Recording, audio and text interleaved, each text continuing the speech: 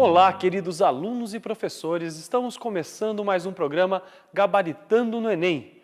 E hoje com a presença da nossa querida professora Roberta Wisniewski. Tudo bom, professora? Tudo bem. Para a gente começar, professora, eu gostaria de te perguntar quais foram as principais dificuldades que os nossos alunos encontraram nessa prova. Bom, Rodrigo, a dificuldade sempre é a interpretação que o aluno vai fazer, tanto do enunciado quanto dos distratores da questão.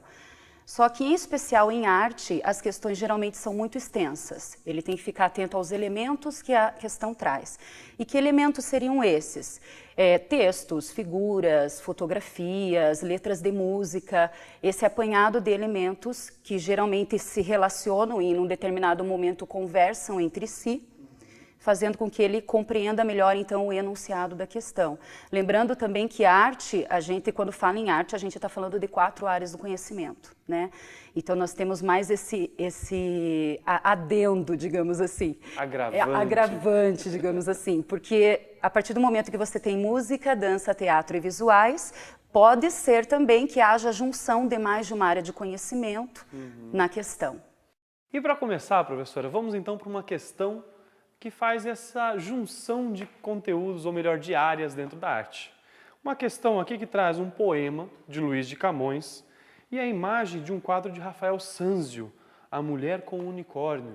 Exatamente, Rodrigo. Essa questão, eu escolhi ela porque ela é muito interessante. Ela não traz conteúdos especificamente de arte. Então, a gente encontra ali uma poesia e uma pintura. Lembrando que essa pintura é de Rafael. Se o aluno associar que Rafael é do período do Renascimento, ele vai logo se lembrar que no período do Renascimento, o que nós tínhamos? Nós tínhamos Rafael retratando imagens muito serenas, muito singelas, com bastante equilíbrio, e nós tínhamos, ao contrário dele, Michelangelo, retratando homens fortes, musculosos, né? Então, a questão, ela pergunta justamente a relação que esse poema tem com a pintura.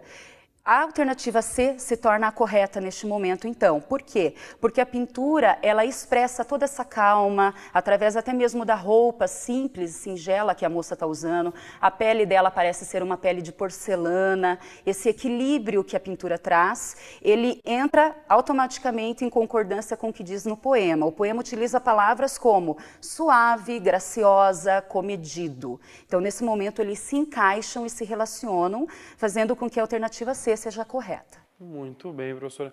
Poderia talvez o aluno aproveitar o engajo até das datas dispostas aí para relembrar o Renascimento? Isso mesmo, o período sempre ajuda. Na verdade, assim, quando a gente estuda a história da arte, a gente percebe que neles estão inseridos os movimentos artísticos e que cada movimento artístico também tem um pensamento de cada época. Então, quando ele tenta fazer essas relações, ele consegue perfeitamente responder a questão. Vamos então, professora, para a nossa segunda questão, que começa aí com o quadro de Pablo Picasso, Las Demoiselles d'Avignon. Que horror esse meu francês! De 1907. E o autor da questão nos faz a pergunta: qual a característica presente neste quadro que representa a tendência de rompimento com a estética clássica e a revolução da arte no início do século XX? Veja, mais uma vez voltamos à história da arte, né? Se o aluno souber que lá no século XX nós tivemos com Pablo Picasso o movimento do cubismo, ele consegue responder corretamente essa questão. Então, o movimento cubista é um movimento que faz parte desta pintura que aparece aqui. Pablo Picasso, nesta pintura, inclusive, ele teve muita influência da arte africana, das máscaras africanas, até tem um determinado momento da vida dele, que é chamado do período primitivo de Picasso, justamente por ter tanta influência na arte africana. Na verdade, a questão ela quer saber características do movimento, que é o cubismo. Se o aluno souber que o movimento é cubismo, ele vai acertar logo de cara que a alternativa A é a correta, porque o movimento cubista se utiliza muito de planos, e na alternativa A ele fala de planos irregulares nesta imagem. E, na verdade, o cubismo se utiliza de diversos planos, sejam eles vários planos, um único plano, planos irregulares. Então, se o aluno sabe essa característica do cubismo, ele responde a alternativa A como correta. Mata facilmente. Mata facilmente. Muito bem, prof. Vamos então para a nossa terceira questão, que mais uma vez traz uma imagem, e dessa vez a capa de um LP. No enunciado diz assim: a capa do LP Os Mutantes, de 1968, ilustra o movimento da contracultura, O desafio à tradição nessa criação musical é caracterizado por... Veja, na verdade, assim, esta imagem dos mutantes, ela está totalmente relacionada com a palavra contracultura, né? Quem foram os mutantes? Foi um grupo que lá por 1968 começava a mesclar em suas músicas o rock and roll, e o rock and roll na época ele era visto contra as normas da boa educação, também, né? Porque justamente eles vinham com essa ideia de contracultura. Este contracultura, a gente está falando basicamente de tropicalismo. Se o aluno relacionar a tropicália com experimentos, novas ideias, novos ideais, a busca por uma qualidade musical no nosso país, ele vai relacionar a palavra contracultura à tropicália. E isso ajuda então a fazer com que a letra C seja a letra correta. Sonoridades experimentais. Foi uma época de muita experimentação na música. Muito bem, prof. Vamos então para a nossa quarta questão. Penúltima questão, que traz aí uma imagem de uma escultura de Aleijadinho, que, como diz o enunciado, possui forte influência do rococó, contornos assimétricos e é rica em detalhes nas vestes e nas feições.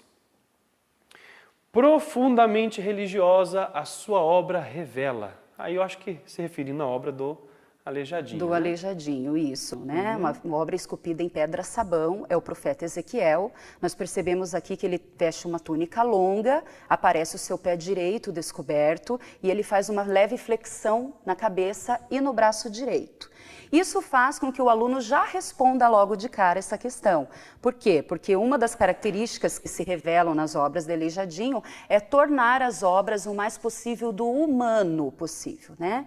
Então, se ele se lembrar que o Aleijadinho utilizava tipos populares, que ele humanizava as suas obras, vendo ali os pés descalços aparecendo, essa flexão na cabeça, ele já consegue responder a alternativa correta, que é a letra D. Muito bem, professora. Fácil assim. Mais ou menos. Não tanto, né? Vamos então para a nossa quinta e última questão, que é ilustrada por uma música do Wilson Simonal, a letra da música Aqui é o País do Futebol.